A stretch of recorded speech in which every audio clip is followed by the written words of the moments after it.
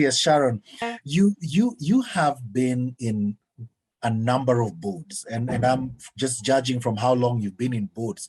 You've been in boards during the time when there was all this notion about wanting to be like the man when you come into the board and engage at the same level.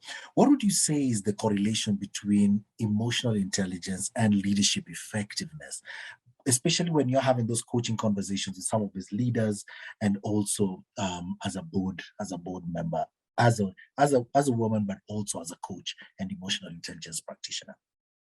Thank you, David. Before I answer that, I want to just add a little bit to the earlier conversation on EI being too soft. And I want to say that really that is far from the truth. When you think about someone needing to face themselves, you know, as they are building their EI, it's not an easy thing to face yourself, to face some of the things that you need to work on and you need to improve on, to be vulnerable even as a leader. That takes a lot of strength. Yeah. Okay, so let me then go to the question you've just asked me about being in the board and leading with EI. That was the question, right? Yes. Okay, so let me just say that one of the things that has worked for me, and I think for many women who serve in boards, is just to be authentic and to be yourself. There is a lot of beauty and strength that comes when you are authentic, not trying to be like someone else. Of course, a time comes within that board that you have to fight a little bit for your space, to be heard, to be understood, to be accepted in terms of what you're passing through.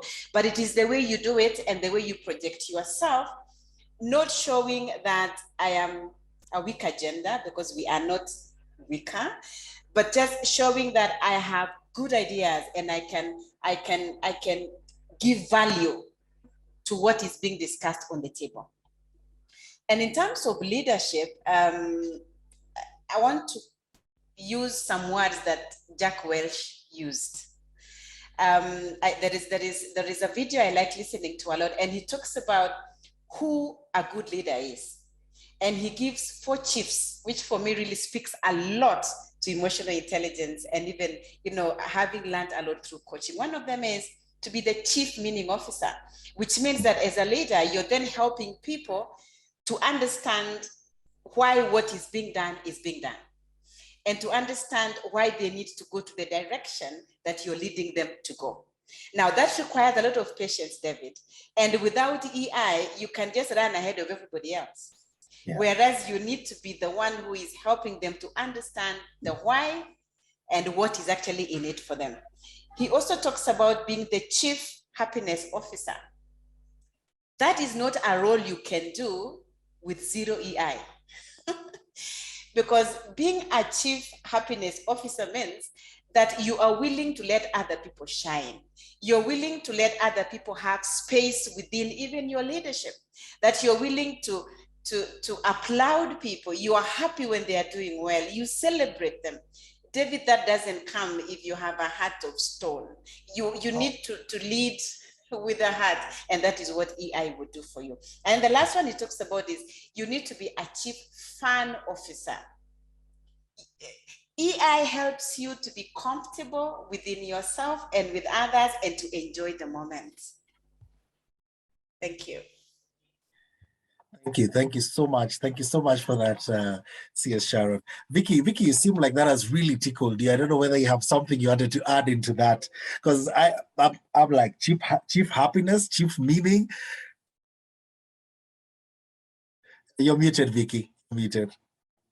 Yeah, sorry, I'm laughing because one of the things I think I like doing when things are thick, when you're putting off fires, is you call another leader. Like, Nikubaya's places, that's not working. And you know that you cannot come to the office when you're leading an organization when you're feeling a certain type of way. Now, if you're not aware and you walk in and your mood is all off, I mean, you throw people off. You don't even have to say anything, you throw them off. And EI has really helped me because I've also grown in this journey of EI to understand, what do I need? Like Eileen said, there are places and memories for us that trigger certain things. that is the same for triggering bad things as well as good things. So I know that things that trigger happy emotions in me. So when she's sharing that the chief happiness officer and I know I woke up feeling a certain way, I may just call Eileen and we talk about the problems. We laugh. Then when I'm checking into the office, all that has evaporated and I am now the chief happiness officer. And people around you might never really know what's happening, but that's not your role. Your role is not, your role there is to give meaning, is to create a positive place where people can engage and do what they're supposed to do.